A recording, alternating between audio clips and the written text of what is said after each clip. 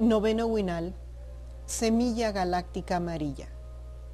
Noveno septenio, entre los 56 a 63 años. Etapa de transformación consciente del cuerpo físico. Entramos ahora en el umbral de una nueva crisis muy especial, dado el grado de conciencia que puede alcanzar el hombre a esta edad. La crisis se puede manifestar en el ámbito de lo humano o de lo espiritual.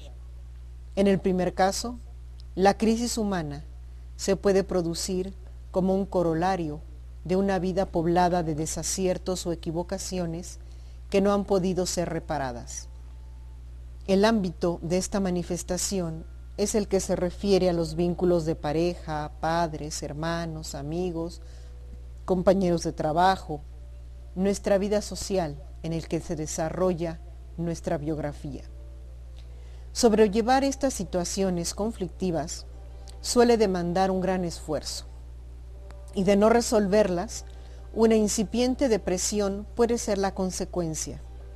Desde el punto de vista psicológico, a esta edad, es necesario alcanzar la suficiente maduración para aceptar críticas y errores, ya que si no se ha logrado reconocer en su justo valor al sí mismo, es muy probable que la persona se precipite hacia una zona oscura de incomprensión.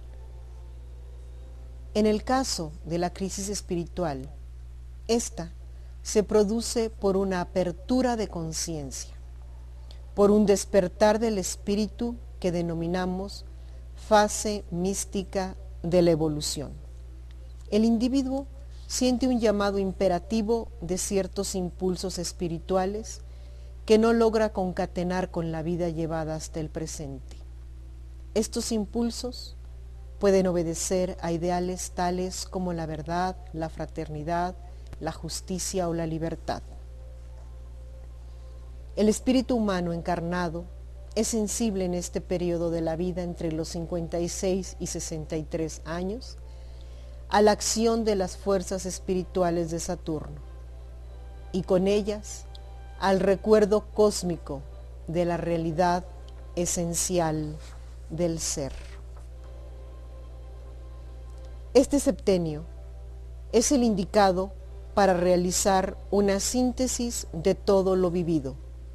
También es propicio para hacer una síntesis de toda la biografía y aprender con claridad las tres funciones anímicas: el sentir, el pensar y el actuar. La comprensión puede llegar a través de un trabajo consciente o inconsciente. La comprensión inconsciente se puede lograr mediante la propia experiencia vivida y suele ser la más habitual. La comprensión consciente, en cambio, exige de la persona una participación activa, una observación atenta del mundo y de sí mismo y una concepción integral del hombre. En este septenio es relevante que el hombre aprenda a tomar clara conciencia de estas tres actividades esenciales del alma. Así, la entidad físico-etérea va sufriendo progresivamente una penetración cada vez mayor de la fuerza terrestre representada en el depósito del carbonato de calcio, el que impregna más y más los tejidos a la par que el cuerpo etérico se apaga y la vida se aleja en el tiempo. La correspondiente mineralización de la organización corporal trae aparejada una transformación de las fuerzas del cuerpo físico en fuerzas de la conciencia. Si esto no se realiza armónicamente y con una lucidez impecable, es inevitable un desplazamiento de los procesos de esclerosis del cuerpo físico al cuerpo etéreo. lo que se acompaña de una esclerosis del pensamiento, en otras palabras, una rigidez de los juicios, una verdadera dogmatización del libre fluido del pensar. El proceso habitual de osificación del aparato óseo-articular se traslada entonces a estructuras mucho más sutiles como son los órganos del pensamiento. El pensamiento sirve para captar los conceptos y relacionarlos. Es una actividad subjetiva que tiene por objeto una realidad objetiva. El propio pensar es una actividad espiritual por excelencia, por la que el hombre participa de una realidad inmaterial, el mundo de los conceptos. El hombre los capta, no los produce.